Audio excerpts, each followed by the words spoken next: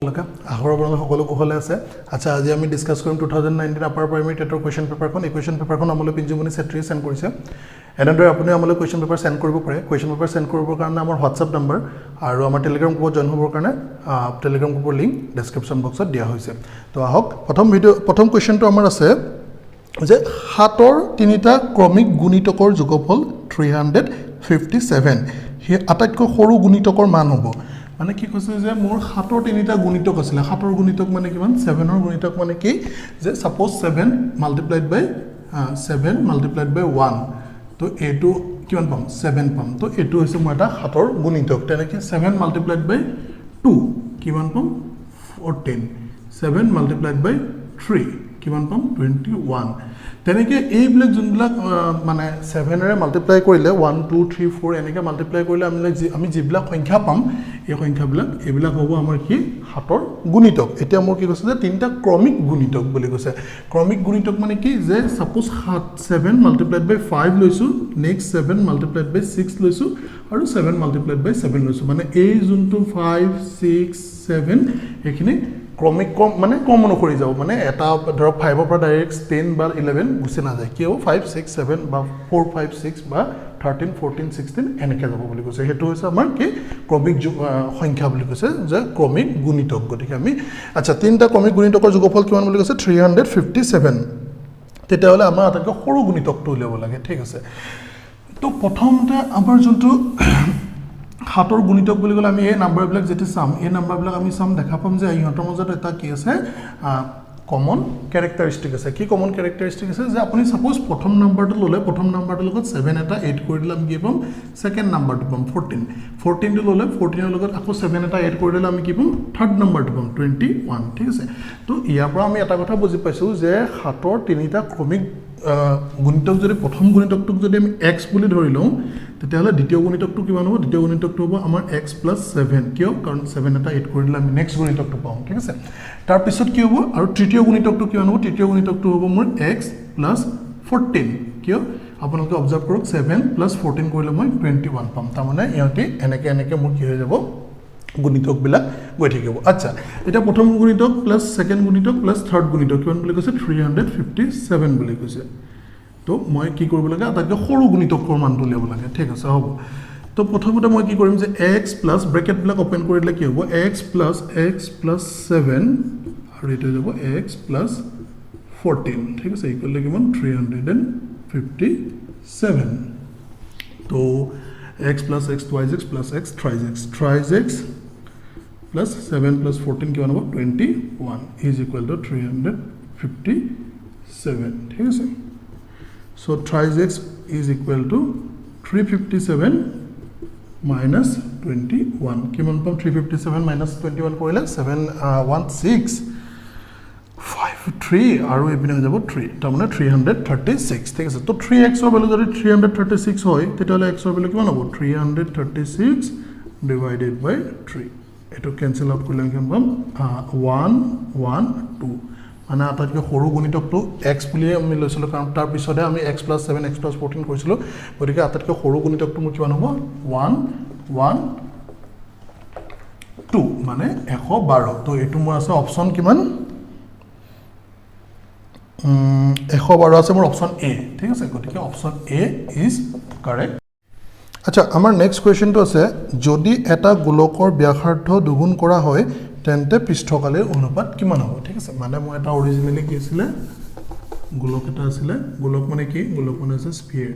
মানে আমাৰ এই যে স্কুলত যোনটো থাকে যে গ্লোব হেনেকুৱা টাইপৰ বস্তু ফুটবল এটা গ্লোব হেবলা হৈছে মোৰ কি গোলক ঠিক আছে গোলক আচ্ছা এটো হৈছে মোৰ ইয়াৰ ৰেডিয়াস কিমান আছিল ইয়াৰ ৰেডিয়াসটো ধৰি লৈছো মই r1 মানে ব্যাসাৰ্ধটো মই r1 বুলি ধৰি লৈছো ঠিক আছে তাৰপিছত তাৰ কি ক'লে ব্যাসাৰ্ধটো দুগুণ কৰি দিলে মানে দুগুণ কৰি দিলে ব্যাসাৰ্ধটো দুগুণ কৰিলে মই নিশ্চয় তাৰ কি পাম ডাঙৰ গোলক এটা পাম ঠিক আছে গতিকে মই এটো নাম দিছো r2 বুলি দিছো তেতিয়ালে মোক সুধিছে যে সিহঁতৰ পৃষ্ঠকালীৰ অনুপাতটো কিমান হ'ল মানে এতিয়া যোনটো পৃষ্ঠকালী আছিল যে ধৰি লও হল এটো নাম দি দিলো মই a1 আৰু নতুন যোনটো পৃষ্ঠকালী এটো ধৰি লোৱা হৈছে a2 তো আমি গোলক এটাৰ আমাৰ যোনটো গোলকৰ পৃষ্ঠকালী ক্যালকুলেট কৰাৰ যোনটো ফৰ্মুলাটো হৈছে আমাৰ কি a = 4 pi r স্কয়াৰ ঠিক আছে এটো হৈছে আমাৰ কি গোলকৰ ব্যাস পৃষ্ঠকালি ক্যালকুলেট কৰা ফৰ্মুলা ঠিক আছে তো এটো কেছত মানে প্ৰথম কেছটো মই যদি চাই লও যে মোৰ পৃষ্ঠকালি কিমান হ'ব a = 4 pi r1 স্কয়াৰ ঠিক আছে আৰু নেক্সট এটো কেছত কি হ'ব a2 = 4 pi r2 স্কয়াৰ মোৰ আৰু এটা কথা কৈছে কি কথা কৈছে যে a ৰেডিয়াসটো মানে ব্যাসাৰ্ধটো ইয়াত দুগুণ কৰি দিয়া হৈছে তাৰ মানে কি হ'ব যে r2 = twice of r1 ঠিক আছে মানে তাৰ ব্যাসাৰ্ধটো দুগুণ কৰি দিয়া আছে ঠিক আছে মোক কি লাগে মোক অনুপাত লাগে যে নতুন যোনটো পৃষ্ঠকালি আগৰ পৃষ্ঠকালি আৰু নতুন পৃষ্ঠকালিৰ অনুপাত লাগে মানে a1 / a2 ইকুৱেল টু কিমান হ'ব 4 pi r1 square divided by 4 pi r2 square ঠিক আছে ইয়াৰ পৰা 4 pi আৰু 4 pi মোৰ গল তো r1 আৰু r2 থাকিলে ঠিক আছে সো এইখিনি হৈ যাব মোৰ কিমান যে r1 divided by r2 square কিনে মই একেলগে লিখিব পাৰিম গতিকে এটো হৈ যাব এনেকুৱা ঠিক আছে এটা কি কৈছে যে r2 টো কিমান বুলি কৈছে টুৱাইজ অফ r1 বুলি কৈছে হে ভ্যালুখিনি আমি ইয়াত পুট কৰি দিম তেতিয়া হলে কি হ'ব টুৱাইজ অফ r1 আৰু ইয়াত থাকিব মোৰ r1 হোল স্কয়াৰ ওকে তো তাৰ পৰা ক্যালকুলেট কৰিলে কি পাম যে r1 যাব আৰু ইয়াত থাকিব 2 ইয়াত থাকিব 1 আৰু ইয়াত থাকিব 2 স্কয়াৰ তাৰ মানে কিমান 1 আৰু ইয়াত হৈ যাব মোৰ 4 গতিকে মোৰ অনুপাতটো কিমান হ'ব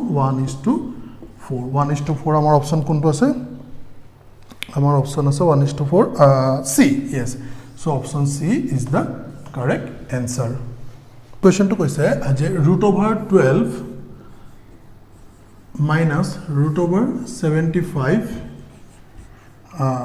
plus √27 ইহতৰ ভ্যালু কি হ'ব ঠিক আছে মানে এইটা যদি মই √12 minus √75 plus √27 কৰো তেতিয়ালে তাৰ ভ্যালুটো কিমান তাৰ কাৰণে মই কি জানিব লাগিব তাৰ কাৰণে মই বৰ্গমূল নিৰ্ণয় কৰিব জানিব লাগিব ঠিক আছে সো আমি সকলোৱে জানো যে 12 ক বৰ্গমূল কেনেকৈ নিৰ্ণয় কৰিম বৰ্গমূল নিৰ্ণয় কৰা আমাৰ এটো এটা পদ্ধতি সহজ পদ্ধতি যে উৎপাদকত ভাঙি পেলাই আমি ক্যালকুলেট কৰিব পাৰো তো প্ৰথমতে মই 12 টো ললো প্ৰথমতে 12 টো ললো তো 12 ক 2 ৰে ডিভাইড কৰিব পাৰিম 6 থাকিব আকৌ 2 ৰে ডিভাইড কৰিব পাৰিম কেনে থাকিব 3 থাকিব তাৰ মানে 12 কেন তো মই কেনেকৈ এক্সপ্ৰেছ কৰিব পাৰো 2 পূৰণ 2 আৰু পূৰণ 3 ঠিক আছে তাৰ মানে ইয়াৰ জায়গাত মই কি বুলি লিখিম যে ইয়াৰ জায়গাত মই লিখি দিলো 2 multiplied by 2 multiplied by 3 ঠিক আছে তেনেকৈ মই কি কৰিব পাৰো 75 টো কেনেকৈ এক্সপ্ৰেছ কৰিব পাৰিম 75 টো মই এক্সপ্ৰেছ কৰিব পাৰিম 75 ক যদি প্ৰথমতে 2 ৰে ডিভাইড কৰিব পৰা নাযায় ও আচ্ছা আমি কেনেকৈ কোনোবা এটা সংখ্যাক ডিভাইড কৰাৰ আগতে গম পাম যে এটো সংখ্যা মানে কিবা এটা সংখ্যাৰে 2 বা 3 4 5 6 ৰে ডিভাইড কৰিব পৰা যাব না যায় তাৰ কাৰণে এটা ডিভিজিবিলিটি টেষ্ট আছে ডিভিজিবিলিটি টেষ্টৰ আমাৰ আগৰ ভিডিও আপলোড কৰা হৈছে আপোনালোকে সেইখিনি চাই ললে ইয়াত কথাখিনি বুজিবলৈ সহজ পাব আচ্ছা তো 75 ক মই 2 ৰে ডিভাইড কৰিব নোৱাৰিম কি ৰে ডিভাইড কৰিব পাৰিম 3 ৰে ডিভাইড কৰিব পাৰিম 3 ৰে ডিভাইড কৰিলে মোৰ কি হ'ব 25 হ'ব আৰু ইয়াত কিমান হ'ব 5 ৰে মাল্টি ডিভাইড কৰিলে এটো যাব মোৰ 5 multiplied by 5 ঠিক আছে তো 75 ৰ জায়গাত মই কিমান বুলি লিখিম যে √3 multiplied by 5 multiplied by 5 ঠিক আছে আৰু তেনেকৈ মই 27 ৰ জায়গাত কিমান লিখিম 27 ৰ জায়গাত মই লিখিম 27 ক মই 2 ৰে ডিভাইড কৰিব নোৱাৰো 3 ৰে ডিভাইড কৰিব পাৰিম কিমান পাম 9 পাম আকৌ 3 ৰে ডিভাইড কৰিম কিমান পাম 3 পাম তাৰ মানে 27 কেন বি কেনেকৈ এক্সপ্ৰেছ কৰিব পাৰো মই যে plus √3 multiplied by 3 multiplied by 3 এনেকৈ মই এখিনি এক্সপ্ৰেছ কৰি ললো মানে উৎপাদকত ভাঙি ললো ঠিক আছে তাৰ পিছত কি কৰিম যে ইয়াতে দুটা 2 আছে গতিকে মই কি কৰিম 2 স্কয়াৰ বুলি লিখিম multiplied by 3 তেনেকৈ মোৰ ইয়াত কিমান আছে মই কিন্তু √- মাইনাস √- এটো কিমান হ'ব 3 multiplied by দুটা 5 আছে গতিকে মই 5 স্কয়াৰ বুলি লিখিম ঠিক আছে আৰু ইয়াত কিমান আছে ইয়াত আছে মোৰ +5 ইনটু sorry plus √- ইয়াতে যদিও তিনটা 3 আছে কিন্তু মই 3 কিউব বুলি লিখি দিলো মই কি কৰিম যে মই হেটো পেয়াৰ কৰিম মানে হেটো এজুৰকে লিখিম সো 3 স্কয়াৰ multiplied by 3 হ'ব কিয়নো আমি এনেকৈ এজুৰকে লিখিব লগিয়া হল বা জোৰপাতি কিয় লিখিব লগিয়া হল কাৰণ আমি যোনকেটা 2 স্কয়াৰ এই 2 টো আমাৰ কি হ'ব বাহিৰত ওলাই আহিব যেনেকৈ 5 স্কয়াৰ এটো কি হ'ব এটো বাহিৰত ওলাই আহিব আৰু যেনেকৈ 3 স্কয়াৰ এটো কি হ'ব বাহিৰত ওলাই আহিব তাৰ মানে বেসিক্যালি মোৰ এখিনি বস্তু হ'ব কেনেকুৱা যে 2 √3 minus 5 √3 আৰু প্লাস কি হ'ব ইয়াত 3 √3 এটা থাকি যাব ঠিক আছে এনেকুৱা সো কিয়নো এনেকৈ যোনটো স্কয়াৰ থাকে হেকিনে অকল ওলাই আহিলে কিয় স্কয়াৰ নথকা টাৰ্মখিনি ওলাই নাহিলে হেতু কথা হৈছে আমাৰ √- সাইনটোৰ কাৰণে তেনেকুৱা হয় ঠিক আছে √- মানে কি হৈছে যিকোনো এটা সংখ্যা সাপোজ মই 2 স্কয়াৰ 2 √- বুলি কৈছো তাৰ মানে হ'ব 2 to the power 1/2 তো যেতিয়া মোৰ ইয়াত কি থাকে যে 2 স্কয়াৰ থাকে তাৰ ওপৰত যেতিয়া মই হাফ এটা লগাই দিও তেতিয়া কি হ'ব এটো এটা ৰুল আছে যে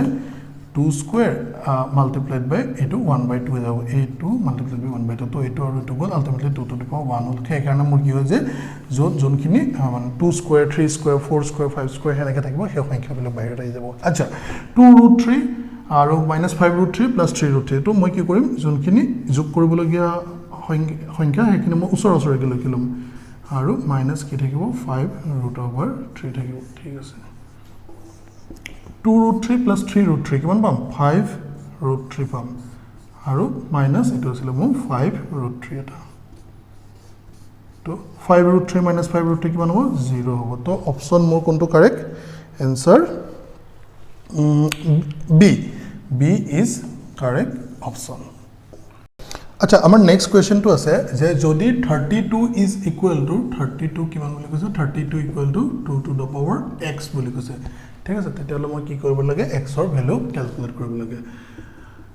তো আমাৰ 2 ৰ বিভিন্ন পাৱাৰ বিলাকৰ কাৰণে এখন কমপ্লিট টেবুল আছে টেবুলখন যদি আমি জানি লও তেতিয়ালে এনেকুৱা কোৱেশ্চনছ বিলাক আমি কি কৰিম সোনকালে কৰিব পাৰিম যেনে ধৰক 2 to the power 0 কিমান হ'ব 1 2 to the power 1 কিমান 2 2 to the power 3 2 to the power 2 is equal to 4 2 to the power 3 equal to kiman more 8 2 to the power 4 equal to more 16 2 to the power 5 is equal to 32 heneke ami aro up to 10 11 lage ami calculate kora paru to 2 to the power 5 mane basically hoy ki je 2 to the power 5 mane hoise ki je ami 2 into 2 ke ki korisu 5 ta 2 multiply korisu mane 2 multiplied by 2 multiplied by 2 multiplied by 2 multiplied by 2 মানে এনেকে আমি 1 2 3 4 5 এনেকে কি কৰিছো 5 টা 2 multiply কৰিছো 5 into 2 নহয় কিন্তু 5 টা 2 মাল্টিপ্লাই কৰিছো ঠিক আছে সো প্ৰথমতে কি হ'ব যে 2 into 2 কিমান পাম 4 পাম 2 into 2 কিমান পাম 4 পাম আকৌ 2 এটা আছে সো এটো এনেকে ৰাখি দিছো ঠিক আছে সো 4 পূৰণ 4 কিমান হ'ব 16 মাল্টিপ্লাইড বাই কিমান হ'ব 2 কিমান পাম 32 তো হেতু হৈছে 2 to the power 5 ৰ মিনিং ঠিক আছে তো এতিয়া আমি ইয়াতে কি কৰিম 32 টো যেহেতু আমি গম পালো যে 2 to the power 5 বুলি আমি প্ৰকাশ কৰিব পাৰো এক্সপ্ৰেছ কৰিব পাৰো গতিকে মই কি কৰিলো 2 to the power 5 বুলি লিখি দিলো 32 ৰ জায়গাত আৰু এপিনে কিমান আছে 2 to the power x আছে ঠিক আছে তো আমাৰ এটা ৰুল আছিল ৰুলটো কি যে এটো হৈছে আমাৰ সূচাংক আছিল ইনডেক্স আৰু এক্সপোনেন্টৰ আছিল যে কি হ'ব যে suppose a to the power m is equal to a to the power n মানে ইহঁতৰ a যোনটো হয় এটা বেস বুলি কয় ঠিক আছে সো a আৰু a যেতিয়া ইকুৱেল হৈ থাকিব তেতিয়া মোৰ কি হৈ যাব ইহঁতৰ a বিলাক এক্সপোনেন্ট বিলাক ইকুৱেল হৈ যাব মানে m equal to n হৈ যাব তো মই ইয়াত চাব পাৰো 2 আৰু 2 দুটা ইকুৱেল সংখ্যা গতিকে মোৰ কি হৈ যাব 5 equal to x হৈ যাব বা মই ক'ব পাৰো যে x equal to 5 বুলি ঠিক আছে তেতিয়া হলে মোৰ x ৰ ভ্যালু কিমান পালো মই 5 পালো তো মোৰ অপচন কোনটো হ'ব অপচন হ'ব মোৰ D option D is correct option next question to আছে যে যদি 5x divided by 3 minus 4 is equal to কিমান বুলি কৈছে 2x divided by 5 বুলি কৈছে ঠিক আছে তেতিয়াহলে মই কি ক্যালকুলেট কৰিব লাগে 2x minus 7 ৰ ভ্যালু ক্যালকুলেট কৰিব কৈছে ঠিক আছে 2x minus 7 ৰ ভ্যালু ক্যালকুলেট কৰিব কৈছে অকল x ৰ ভ্যালু লব কোৱা নাই ঠিক আছে তো মই কি কৰিম প্ৰথম কথা আছে মই যোনবিলাক x ৰ টাৰ্ম সেইবিলাক মই কি কৰিম এটা সাইডে লৈ লম আৰু বাকি সংখ্যাবিলাক এটা সাইডে লৈ লম মানে মই ইয়াতে 5x divided by 3 minus 2x divided by 5 ঠিক আছে এটা কেও মাইনাস হল কাৰণ এপিনৰ পৰা আমাৰ ইকুৱেল সাইডৰ ৰাইট হ্যান্ড সাইডৰ পৰা লেফট হ্যান্ড সাইড বা লেফট হ্যান্ড সাইডৰ পৰা ৰাইট হ্যান্ড সাইডে যেতিয়া আমি শিফট কৰো বস্তুখিনি তেতিয়া আমাৰ সাইনটো প্লাস থাকিলে মাইনাস মাইনাস থাকিলে প্লাস হৈ যায় যেনে এটো এপিনে আসলে প্লাস হৈ আছিল বাট এপিনে হটা আমাৰ কি হল মাইনাস হৈ আহিছে তেনেকে -4 টো এপিনে মাইনাস হৈ আছিল কিন্তু হেপিনে যাতে কি হৈ যাব হেতু প্লাস হৈ যাব মানে আলটিমেটলি 4 হ'বগে ঠিক আছে সো ইহঁতৰ আমি কি লম এলসিএম লৈ পেলাই 8 কৰি দিম মানে 3 আৰু 5 ৰ এলসিএম কিমান হ'ব 15 হ'ব ঠিক আছে ইয়াত কিমান হ'ব 5 টাইমছ হ'ব তো 5 multiplied by কিমান হ'ব ইয়াত আছিল মোৰ 5x minus ইয়াত কিমান যাব 3 টাইমছ হ'ব সো 3 multiplied by হৈ যাব মোৰ twice x is equal to কিমান 4 ঠিক আছে তো তাৰ পিছত কি হ'ব যে এটো যাব মোৰ 25x আৰু এপিনে যাব মোৰ 3 into 2 6x divided by কিমান 15 ঠিক আছে is equal to কিমান 4 তাৰ পৰা কি কৰিম আমি যে 25x minus 6x মানে 19x so মোৰ ইয়াত হৈ যাব 19x divided by 15 is equal to কিমান 4 তো ইয়াৰ পৰা মই ক্ৰছ মাল্টিপ্লিকেশ্যন কৰি দিলে কিমান পাম ক্ৰছ মাল্টিপ্লিকেশ্যন কৰি দিলে মই পাম যে 19x is equal to 4 into 15 গতিকে মোৰ 60 হ'ব কিন্তু মই ইয়াৰ পৰা x ৰ ভ্যালুটো যদি উলিয়াব যাওঁ x is equal to 60 divided by কিমান 19 কিন্তু মই কিহৰ ভ্যালু ল'ব দিছে 2x minus 7 ৰ ভ্যালু ল'ব দিছে ঠিক আছে সো মই 2x minus 7 ৰ ভ্যালুটো লৈ লওঁ 2x minus 7 এতিয়া মই কি কৰিম x ৰ জায়গাত কি কৰিম হে 60 divided by 19 টো মই পুট কৰি দিম তেতিয়া হলে মোৰ এটা হৈ যাব 60 divided by 19 আৰু ইয়াত হৈ যাব minus 7 তো এটো মোৰ কিমান হ'ব 19 2 into 60 120 হ'ব minus 7 আৰু এপিনে কিমান কৰিম 19 120 minus 7 multiplied by 19 ঠিক আছে তো এটা যাব 19 আৰু 120 minus 7 multiplied by 19 মানে হ'ব মোৰ 133 ঠিক আছে গতিকে মই কিমান পাম minus 120 minus 133 মানে minus 13 পাম আৰু তলত থাকিব মোৰ কিমান 19 so minus 13 by 19 is correct option আৰু এটো মোৰ আছে option কিমানত এটো আছে মোৰ option B yes so option B is correct option